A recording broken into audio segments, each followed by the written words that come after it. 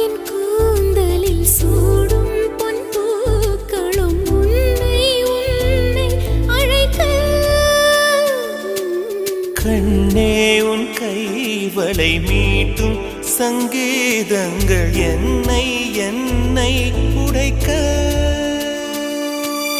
கண்களை திறந்து கொண்டு நான் கனவுகள் காணுகிறேன் கண்களை மூடிக்கொண்டு நான் காட்சிகள் தேடுகிறேன் உன் பொன்விரல் தொடுகையிலே